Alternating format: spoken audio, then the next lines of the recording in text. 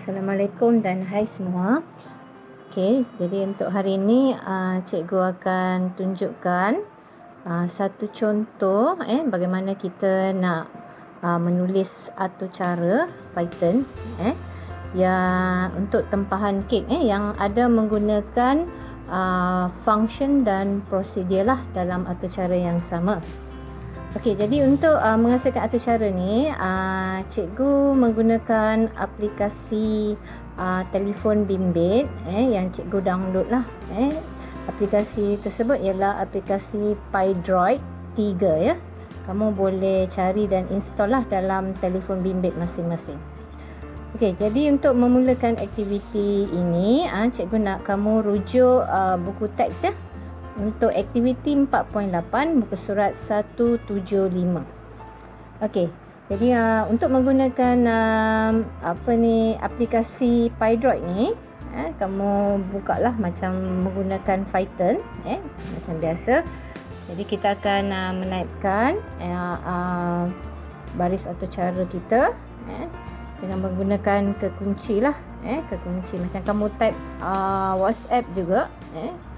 Okey, jadi kita akan mulakan dengan menaipkan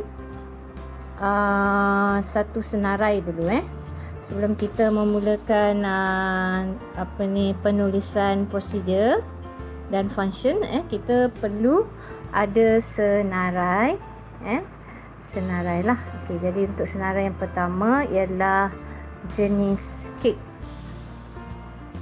Okey, jadi kita akan bagi satu nama pemboleh ubah untuk senarai kita, iaitu jenis kek. Okey, jenis kek. Okey, kita ada 4 jenis kek jadi kita senaraikan 4 jenis kek tersebut dengan menggunakan kurungan kurungan. Okey, kek yang pertama ialah kek keju. Okey, kemudian kek yang kedua ialah, jangan lupa tanda kod di atas ya, mentega. Okey, kemudian jenis kek yang ketiga ialah kek pelangi.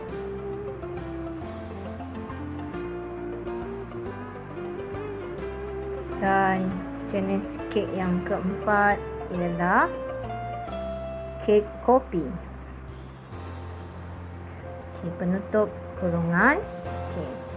Kemudian kita dah ada nama kek, 4 jenis kek. Jadi kita nak tahu harga lah untuk setiap jenis kek. Jadi kita akan bagi senarai harga lah. Kita akan tetapkan senarai harga. Okey, kita bagi satu nama pemboleh ubah. Jadi saya namakan harga kek. Okey. Jadi untuk senarai kita perlukan kurungan. Okey. Okey, kita letak harga kek yang pertama ialah RM40. Okey. Harga kek yang kedua ialah RM35.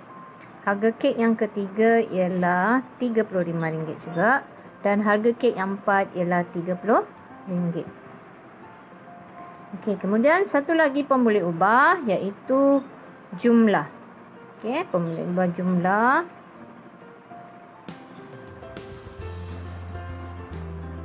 Okey, kemudian bagi kurungan. Okey, jumlah kita tetapkan untuk kedudukan yang pertama ialah kosong. Okey, kosong ya. 1, 2 dan 3. Okey. Selesai sudah dengan senarai kita ada 3 senarai di situlah. Okey, kemudian masuk kepada bahagian input. Okey. Input, kita mahu pengguna memasukkan bilangan tempahan lah untuk setiap jenis kek. Okey, jadi kita perlukan 4 jenis input lah.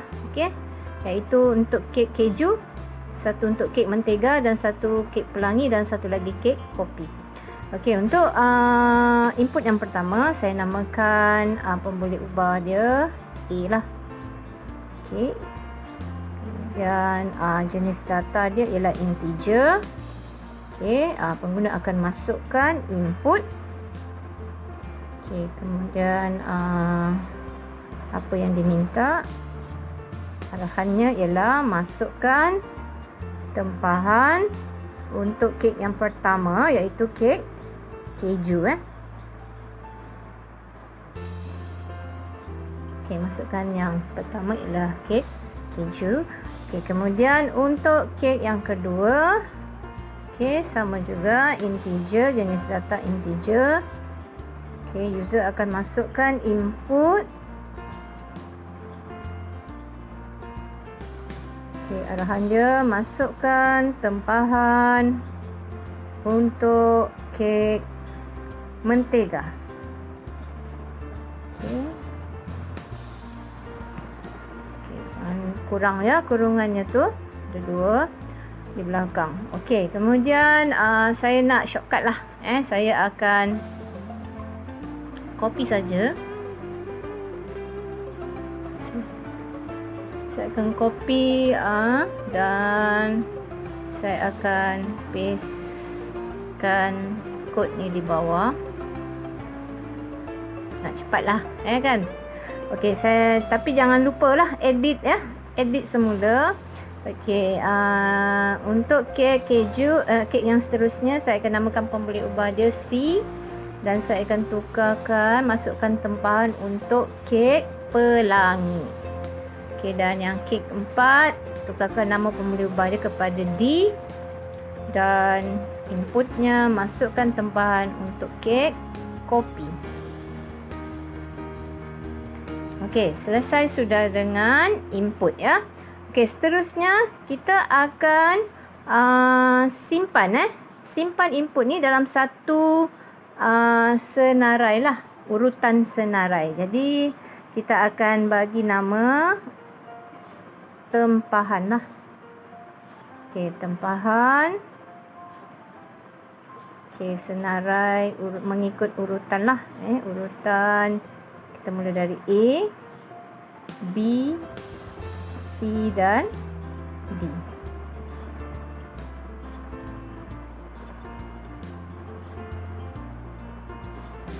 Okey, ini adalah senarai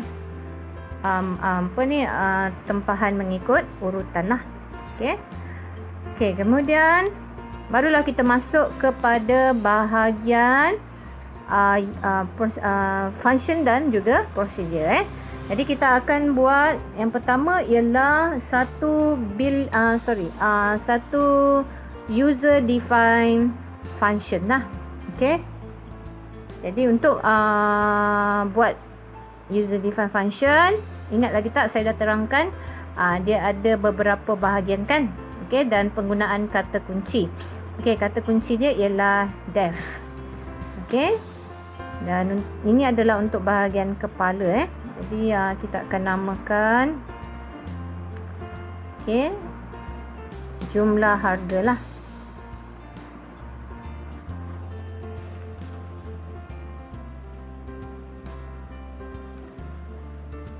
Okey, jadi argumen dia ialah jumlah harga.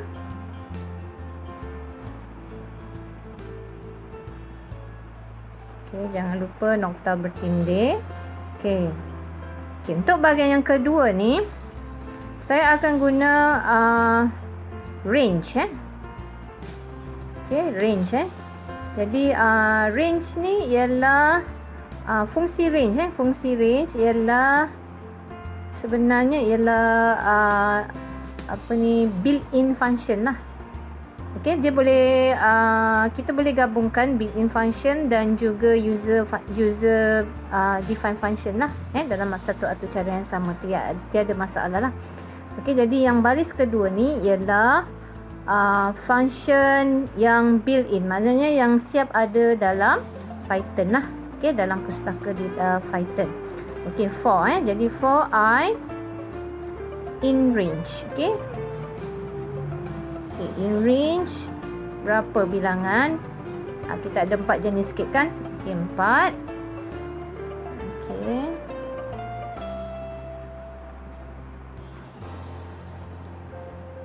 Okey, jadi apa badan functionnya ialah kita akan kira jumlah I sama dengan harga kek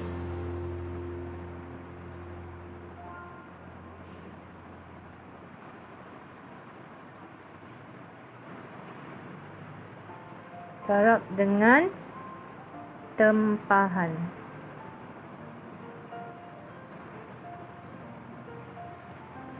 Okey, jadi dia punya badan function dia ataupun tugasan function dia ialah dia akan mengira jumlah tempahan berdasarkan harga kek dan didarabkan dengan harga harga kek tu lah. Okey, jumlah tempahan berapa yang ditempah. Okey, seterusnya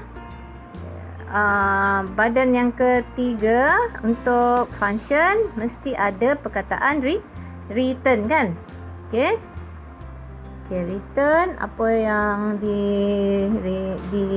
yang diperlukan dalam ni ialah parameternya ialah jumlah.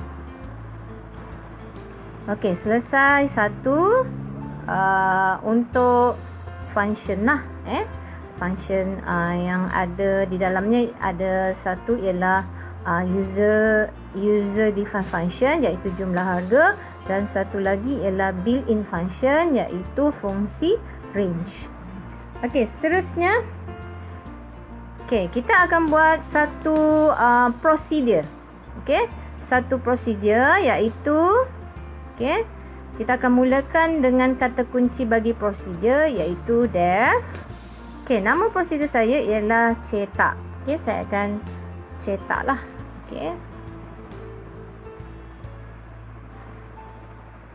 Jadi untuk badan prosedur dia ada dua baris saja, iaitu satu ialah kepala dan satu lagi badan prosedur lah.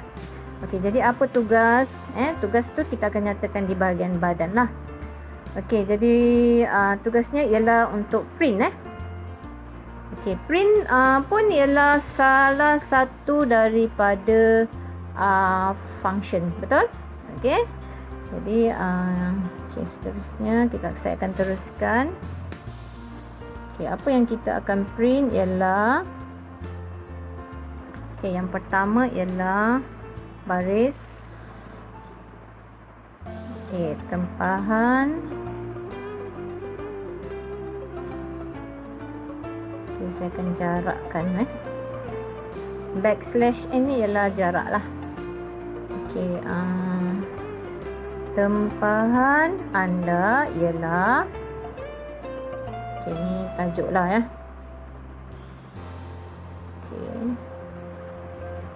seterusnya baris yang kedua.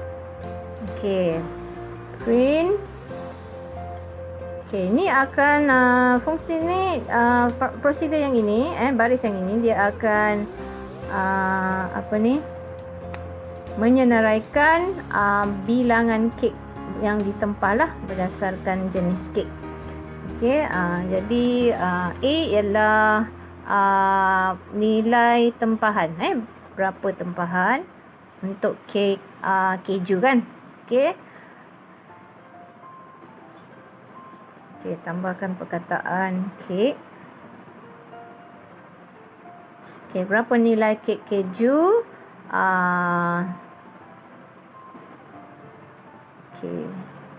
Jenis kek ni ialah jenis kek lah, iaitu kek keju. Kek yang pertama lah, iaitu kek keju. Check balik jangan ada yang tersilap, takut nanti ada ralat lah. Ini baris untuk kek yang pertama. Kemudian kek yang kedua. Berapa jumlah tempahan dia, iaitu B lah. B tambah perkataan kek, kemudian diikuti dengan jenis kek yang kedua, iaitu kek mentega kan, tapi kita tak type kek mentega lah, kita type dia punya function lah di atas sana tadi tu. Senarai berdasarkan senarai. Kek 1. Okey, kek 1 Okey, seterusnya saya nak copy sajalah. Copy saja macam ni sebab dia baris dia sama saja. Saya malas nak type banyak-banyak. Okey, saya akan copy saja. Okey, tapi jangan lupa ya untuk edit semula. Okey, tapi kalau kamu jawab dalam peperiksaan, kalau bertulis tak bolehlah kamu nak copy paste kan. Okey, seterusnya baris yang ketiga, jenis kek nilai tempahan C. Okey, jenis keknya ialah kek yang kedua lah, iaitu kek pelangi. Okey, dan yang terakhir nilai tempahan D. Okey, jenis kek ialah kek yang ketiga dalam senarai, iaitu kek kopi. Okey. Dan baris yang seterusnya ialah saya nak senaraikan jumlah keseluruhan harga lah untuk setiap tempahan. Okey, saya akan print.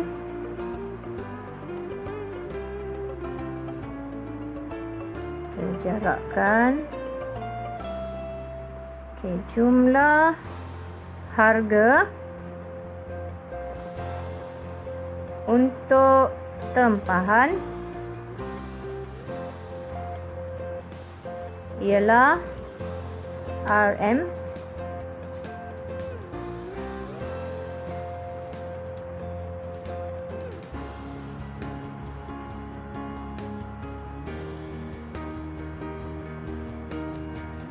okey, RM berapa? Kita akan tengok dia punya. Kita akan bagi satu lagi built-in function, iaitu sum. Okey, sum. Okey, built-in function ni kita tak perlu define lagi lah sebab dia adalah built-in siap ada dalam pustaka. Okey, sum daripada mana? Daripada jumlah setiap satu tu lah, setiap jenis kek. Okey. Okey, dan yang terakhir kita akan panggil setiap user define function dan prosedur yang kita buat lah. Yang kalau built-in tak payahlah. Okey, jumlah yang pertama ialah jumlah harga kan. Okey, jumlah harga.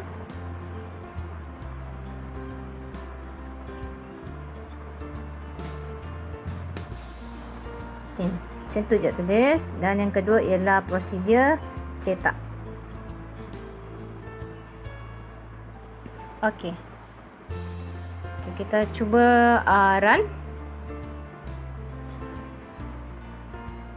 Okey, masukkan tempahan untuk kek keju. Okey, kita letaklah 3 biji. Okey, tempahan untuk kek mentega 4 biji. Tempahan untuk kek pelangi 2 biji dan tempahan untuk kopi 1 biji.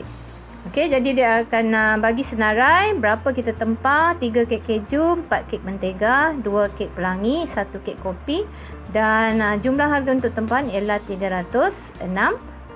Jadi kamu semaklah sama ada betul atau tidak kiraannya tu. Kalau tidak betul, mungkin ada berlaku ralat logik lah di situ, iaitu mungkin kesilapan dalam penulisan formula.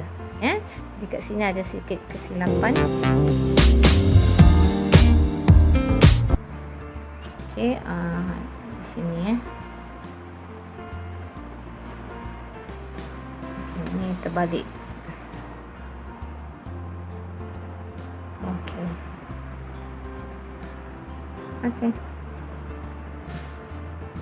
Okey, jadi itu saja untuk contoh atau cara yang menggunakan gabungan di antara function sama ada built-in function dan juga user defined function Cikgu harap kamu dapat kenal pastilah yang mana satu built-in, yang mana satu user define, dan juga penggunaan prosedur.